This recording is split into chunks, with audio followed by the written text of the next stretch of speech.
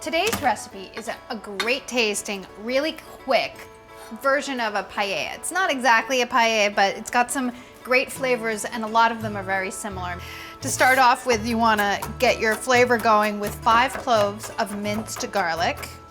One of the things I like to do at Everyday Food is sort of pare dishes down to their very bare essentials. In a case like paella, some garlic, some chorizo, a little bit of wine, and seafood. Often there's a little bit of saffron in there, but we're skipping that for simplicity and price. First, you want to start off by sauteing your garlic in some oil, about 3 tablespoons, just until it's fragrant. You don't want anything to get too brown. I always like to first preheat my pan just a little bit to start the cooking quickly. It doesn't matter so much with garlic because you actually don't want it to cook too quickly because then it'll burn. But with things like onions, it's always nice to start off with a hot pan. When your garlic turns fragrant, add 2 ounces of dry chorizo cut into 1/4-inch pieces. And then 1½ cups of arborio rice. Arborio is not a classic paella rice because it's not a Spanish rice. It's an Italian rice used for risotto, but it's a similar rice to what's used in paella just by virtue of it having a short grain. If you can get a Spanish rice like a bamba, that would be great, but you don't need to use that here. It's like a paella, it's not a paella. Stir your rice and just coat it with the fat and then add 1/4 cup of white wine and let it evaporate. You want the delicious flavor of the wine, but not too intense, so this will cook off some of the alcohol.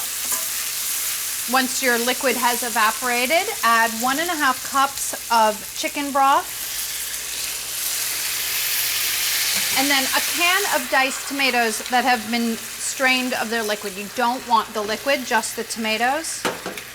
Stir everything together, bring it to a boil, reduce it to a simmer, and cook covered for 10 minutes before you add your finishing ingredients. Okay, it looks like it's boiling enough for me. Turn it down, 10 minutes. After about 10 minutes, uncover it and add 3/4 pound of peeled large shrimp. Distribute it evenly over the top.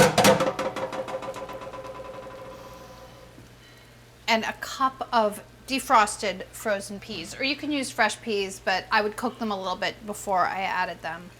Cover it back up again, 6 more minutes, or at least until the shrimp are completely opaque. You should check after like 4 minutes. Yum! You should stir it once or twice while it's cooking before and after you add the shrimp because it'll make it cook more evenly. But look at that. It's not a classic paella, but it's got a lot of the same hallmarks and it's super duper delicious. Make this for dinner tonight.